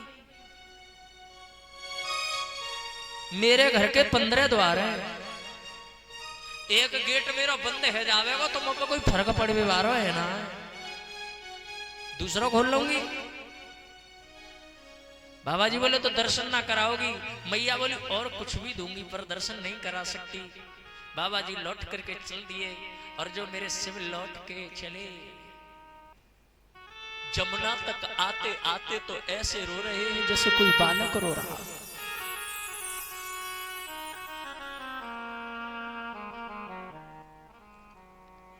वो बहुत जोर जोर तो हुकरी मार मार कर रो रहे जैसे बालक रो। कोई पूछे बाबा कहाँ भयो, तुम जाओ हम रो लो, खूब ही रो रहे। और उधर शिव रोए और इधर मेरे कन्हैया ने रोना शुरू कर दिया। जितना शिव उधर रोएंगे कृष्ण उतना ही इधर रोएंगे। ये है भाव, ये है प्रेम, क्योंकि शिव ही कृष्ण है और कृष्ण ही शिव है, ये अलग है कहाँ। जन्म जन्म का साथ है तुम्हारा हमारा तुम्हारा, जन्म जन्म का साथ है तुम्हारा हमारा, ये भाव ये प्रेम है। अब मैया भतेरा छुपावे मेरे को का भयो, ये मेरे को का भयो, मेरे लल्ला को का भयो। अब जो आवे का भयो का भयो, ए कछु ना रोवा मत मैया, चूंकि माँ बेटा रोएगा तो माँ भी रोएगी। भगवान से यही पूछती है कहाँ भयो, अब भगवान कुछ बोलते ही नहीं है, बस रो रहे। नीला चेहरा पड़ने लगा, बड़ी बड़ी बोली कोई बात नहीं हुई है, नजर लग गई है। नजर कैसे उतरेगी? राई नौन कर नजर उतारो, राई नौन करे नजर उतारो, रख दो कछु उठोना, कौन सी ने मार दियो री टोना मेरो मचलो श्याम सलोना कौन सिनेमा हरी टोना मेरो मचलो श्याम सलोना कौन सिनेमा दियोनी टोना मेरो मचलो श्याम सलोना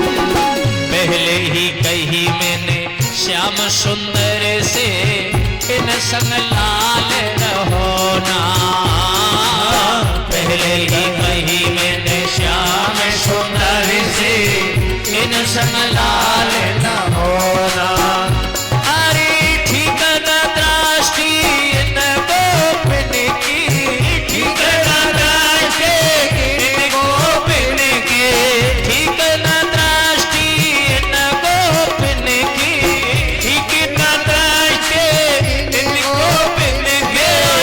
से लाल पछोना कौन सिने मार दियो रे टोना मेरो मचलो श्याम सलो कौन सिने मार दियो रे टोना मेरो मचलो है श्याम सलोना दूध न पीवे लाला दही न खावे नहीं ले माखन लोना मछली में काम कर रही है नावे न धोवे सुध बिसराई नावे न धोवे सुध बिसराई अखियां न खोले मेरा छोना कौन सिने हरि पैरण में मार दियो री टोना मेरो मचलो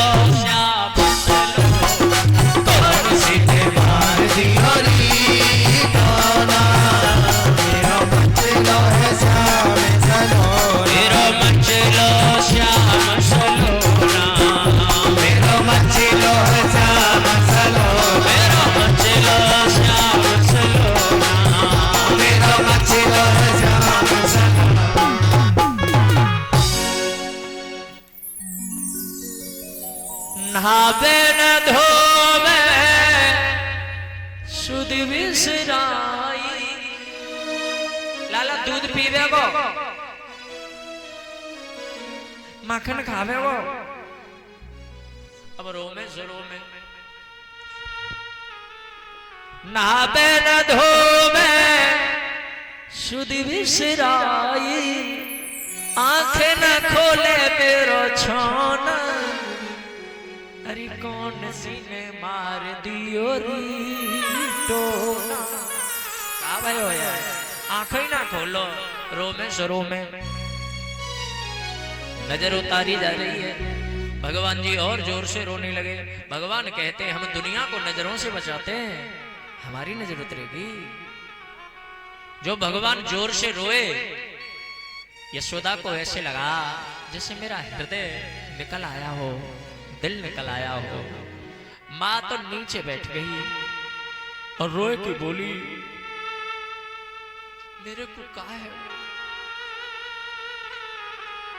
हे भगवान फिर कहा हे भगवान मैं क्या करूं तभी अंदर ते आवाज आई वो जोगी को बुला ले जो गयो है तुरंत मैया बोली अरे अम्मा पर लो पर गई वो यादें आ गई एक जोगी अब वही गयो वो गयो तो वही ते पर ले पड़े एक बोली तो लगता जादू करवा लाला वो आई पकड़ो जादू वारो होगा गोपी ने भाग के गोपी गई और गोपी ने दूर से देखा यमुना के किनारे पर भोलेनाथ अकेले बैठे और बैठे बैठे रो रहे हैं गोपी जान गई ये यहां रो रहा है और लाला को घर में रुला रहा है अगर ये हंसेगा तो लाला भी हंस सकता है तो गोपी ने कहा बाबा ओ बाबा बाबा ने हाथ कर दिया मतलब वो रो लेता है ए बाबा रो मत लाला रो रो शिवजी ने कहा लाला रो रहा है भोलेनाथ का हृदय भर आया शिवजी जान गए मेरे लिए रो रो इतना प्यार है इतना प्यार करते हैं शिवजी बोले तो लाला रो रो ठीक कर दो ना बाबा जी बोले बड़ो लाला बारी बने दर्शन करवाएगी तो जाऊंगा खूब ही दर्शन करियो पर लाला ठीक है जाना चाहिए बाबा जी बोले चुटकी में सही है जावे वो शिवजी पुनः आ गए और पुनः आवाज हल्का अलग तिगले झलका झलक जो आवाज अंदर गई कान में कन्हैया के आवाज गई कि शिवजी आ गए मेरे कन्हैया का रोना धीरे हो गया यशोदा जी समझ गई या बाबा में कोई तो करिश्मा है गोदी में लेके गेट तक आ गई अब छत पे नहीं आई गेट तक आ गई पर हिम्मत आगे को पड़ी ना देखियो बाबा ऐसे रो रो है मुल्लैया मेरी गोद में मैया बोली गोद में ना दूंगी दूर से ठीक कर दे बाबा जी बोले गोद में दोगी नहीं तब तक लाला ठीक होगा नहीं अब सोच लो मैया मैया डरते डरते गई सांप ने जीव दिखा दी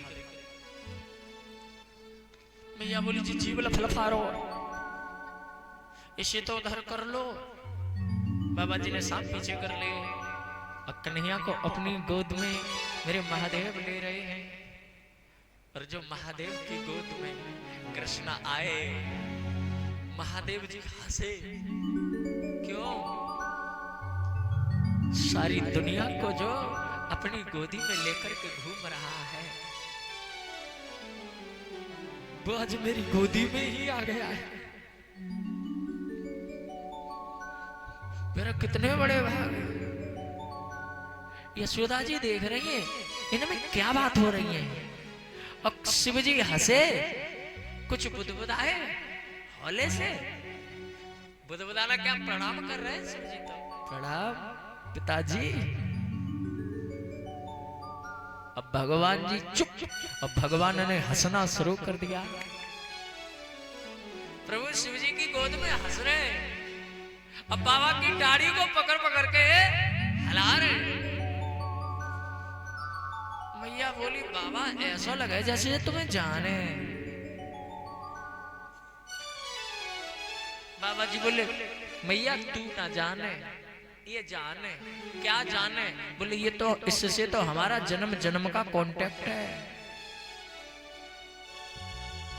ये तो हमारा जन्म जन्म का एक दूसरे का साथ कांटेक्ट है सब बाबा सब मैया बोली ज्यादा बोल रही है बाबा ये तुम्हें ना अपना बाबा समझ रहे होगा उनकी दाढ़ी है तुम्हारी दाढ़ी है हाँ तो भगवान जी ने भी आंखें दिखा दी अब ज्यादा मत बोलो हाँ हम आ गए तो शिवजी बार बार प्रणाम कर रहे हैं मैया बोली जैसे ये तुम्हारी गोद में हंसे वैसे मेरी गोद में भी हंसना चाहिए बाबा अब मैं ये चाहती हूँ इसके ऊपर काऊ की बुरी नजर को असर ना पड़े सो बाबा जी बोले तो एक काम करना पड़ेगा अपने घर में तुम्हें मेरा मंदिर बनवाना पड़ेगा और ऐसी जगह बनवाना पड़ेगा जहां पर तेरा लाला रोज नहावे शर्त ये होगी ये जो नहाएंगे जिस जल से वो जल मेरे ऊपर से निकलना चाहिए तेरे लाला को कबहू काहू की बुरी नजर लगेगी ही ना ये मेरा आशीर्वाद है मैया माँ यशोदा जी ने हाथ जोड़ के कहा बाबा रहे रे जोगी नंद भवना में, रहे रे जोगी नंद भवना में, ब्रज में बासो कीजे, जब जब मेरा लाला रोवे, तब तब दर्शन दीजे।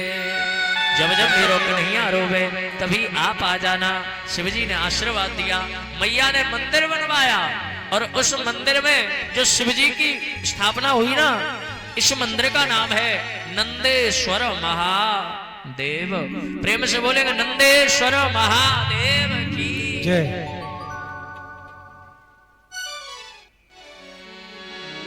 तेरी मंद मंद मुस्कनिया पे बलिहार सांवरे, हाय बलिहार सांवरे। अब तो 1 साल के हो गए ना, चलने लगे घुटुअन घुटुअन, फिर खड़े होके पैदल भागने लगे।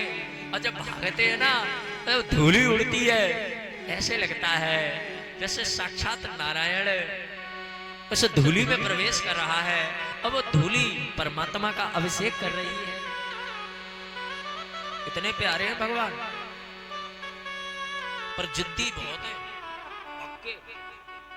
मैया मैया मैया मैया चला रही थी, मैया बोली कहाँ है, माँ खा लूंगा। ये सवेरे की बात है, 4 बजे की। अब आई लूंगा, मैया बोली कहाँ थे जगह आयो, सवेरे सो जाओ सो जाओ, अब अभी ना अभी ना अभी अभी बेटा अभी ना सो ताज माँ खा लूंगा। मैया बोली एक दिन पहले को दे दो, ले खाओ।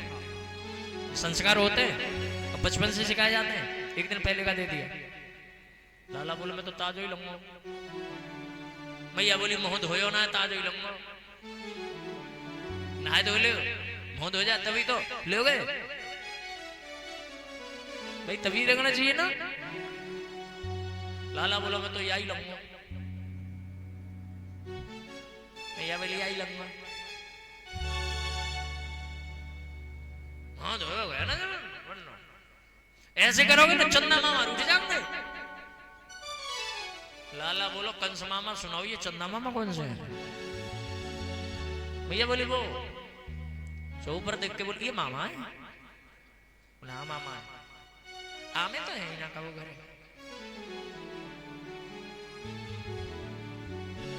बड़े कमाल के भगवान, आमे तो है ही ना। भैया बोली आंगे, बोले मैं तो यही लूंगा। अब दे दे। मैया बोली तू एक काम कर लाला, जो होगा देख लूंगी मैं, तू ताजा माखन ही ले ले। बोले ना मैं तो मामा लूंगा। मैया बोली वही ठीक था, अब कहाँ ते दे दूं। सो थाली में जल भर दे तो चंद्रमा का प्रतिबिंब पड़ेगा ना, ले सो चंद्रमा को देख के भगवान जान गए पागल बना रही है, ओरिजिनल वहां पानी में दिखा रही है। सो बीच थाली मारी लात, बोले मैं तो यार तो वही लगूंगा। मैया बोली ऐसे उधम करोगे ना कोई तुम्हारा ब्याह ना करेगा, रहेंगे ऐसे ही। भगवान जी बोले ब्याह में कहा होवे, ब्याह ना होवे, ब्याह होवे। लाला बोले ब्याह में कहा आवे। भैया बोली बहू आवे। लाला बोल लो वो भाभी जो है का पड़ोस में है ना, ऐसी बहू, हाँ हाँ हाँ ऐसी बहू आवे। मैया ने समझी अब बहल गए, अब बहल गए। हाँ हाँ बहू आती। अच्छा तो उधम ना करो करे ना मैया। हाँ हाँ बिल्कुल नहीं, हाँ ठीक। मैया ने समझी अब तो मैया मैया। हाँ लाला मैं ना बहू लूंगा।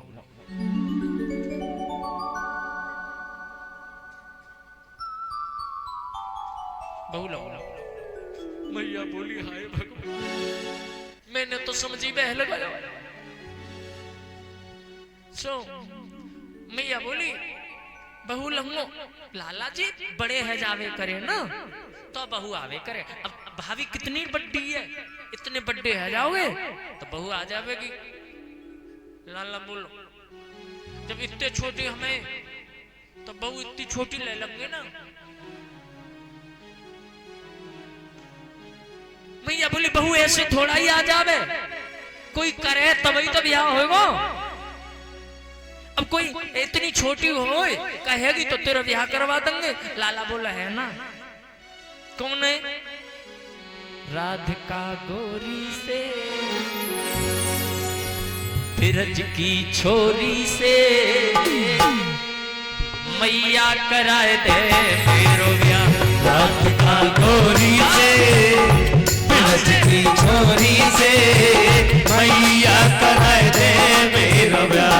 राधिका गोरी से हो फिरज की छोरी से मैया कराए दे मेरो ब्याह। राधिका गोरी से फिरज की छोरी से मैया कराए दे मेरो ब्याह। नजर तेरी खोटी है उम्र तेरी छोटी है, नजर तेरी खोटी है उम्र तेरी छोटी है कैसे कराए दो तेरो ब्याह। अरे ये तो बंधन है प्यार का। राधिका गोरी से फिरज की छोरी से मैया कराए दे मेरो ब्याह। आप सरकारी में सेवा करते रहे।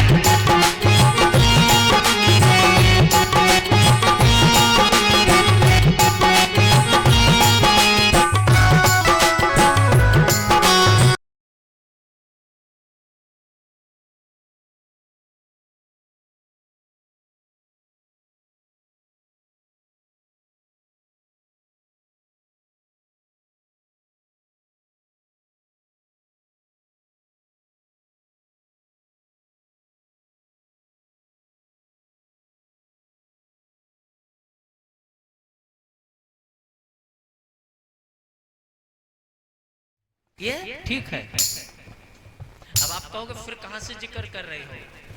जो कहते हैं नाम कहां लिखा है, तो लिखा हुआ कोई नहीं दिखा सकता, क्योंकि नाम व्यासी ने लिखा नहीं है। जो त्रिपाठी जी और अनुरुद्धाचार्य जी को बहस है ना, ठीक है। जो आचार्य जी कह रहे हैं कि नाम कहां है, तो वो बिल्कुल ठीक है, नहीं है नाम नहीं है। लेकिन नाम क्यों नहीं है?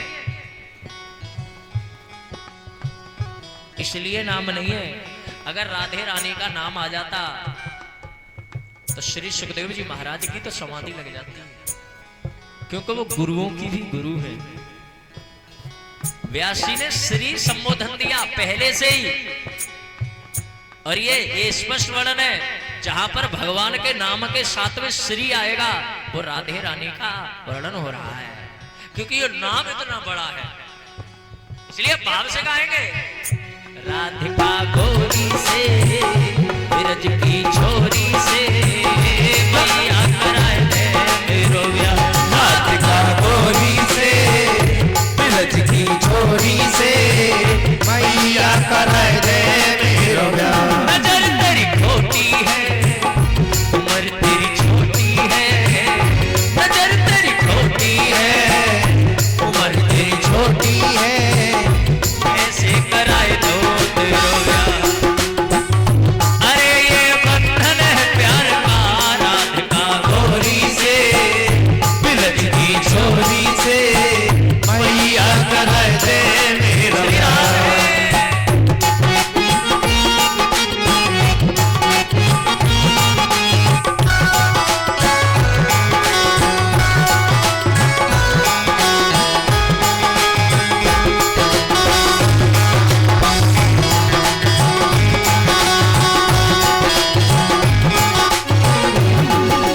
छोटी सी दुल्हनिया मैया बोली कहा करे वो बहू को, हाँ?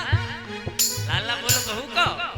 छोटी सी दुल्हनिया तेरे घर में डोलेगी, छोटी सी दुल्हनिया तेरे घर में डोलेगी। छोटी सी दुल्हनिया तेरे घर में डोलेगी।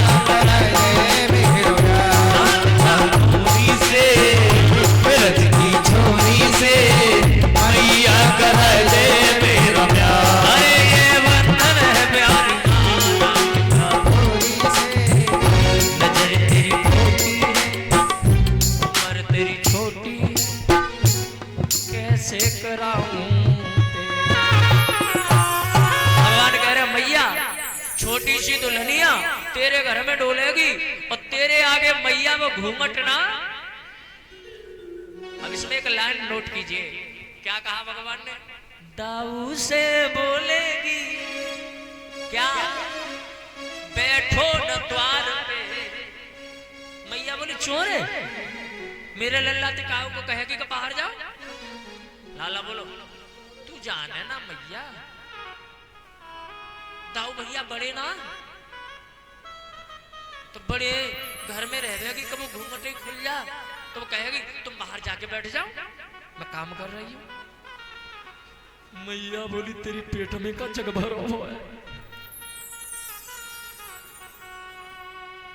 इसलिए भगवान ने खेल खेल में मिट्टी को खाया है और ये दिखा दिया मुंह खोल के कि हाँ मेरे अंदर ही जग भरा पड़ा है।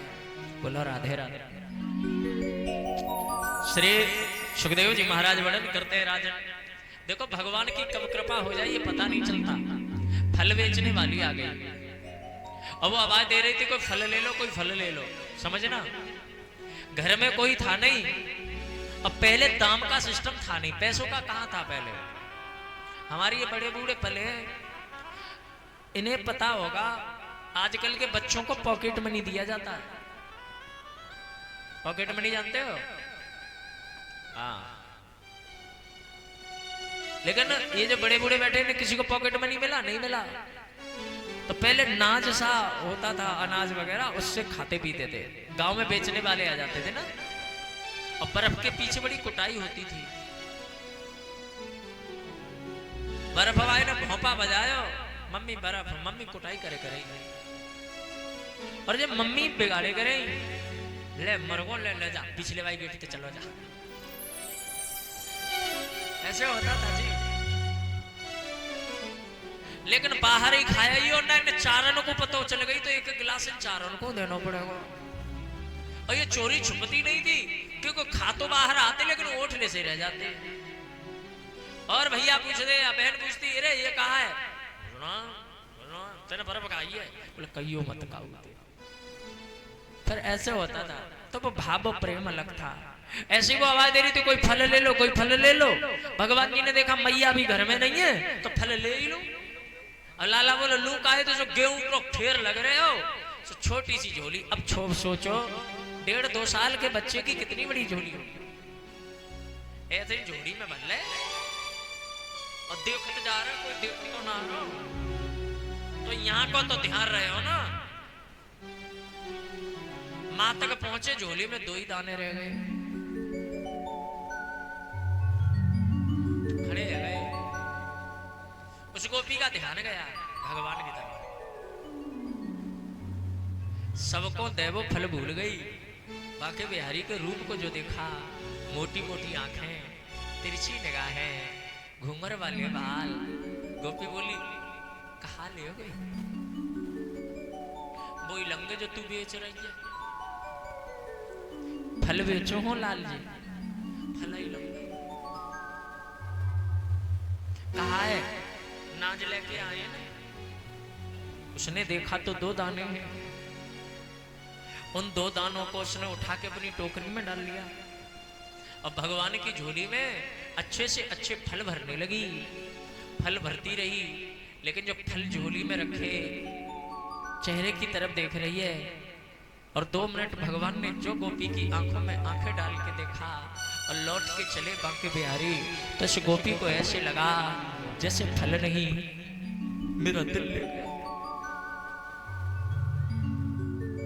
ऐसे लगा जैसे कोई प्राण लेके जा रहा।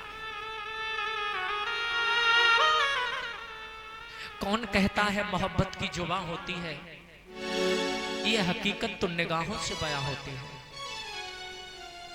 ये आंखें ही तो है, अब तो आ जाएगी बारी मेरी, किसी ने दे दी तेरी आंखों को सुपारी मेरी। ऐसे गए भगवान। इसने टोकरी को अपने ऐसे करके रख लिया सिर पर।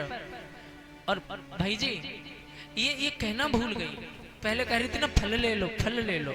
अब इसको ये पता ही नहीं रहा, भाव समाधि लग गई। आंखें तो खुली हैं, पैर कहीं डालती है कहीं पड़ते हैं, बोलना कुछ चाहती है निकलता कुछ है।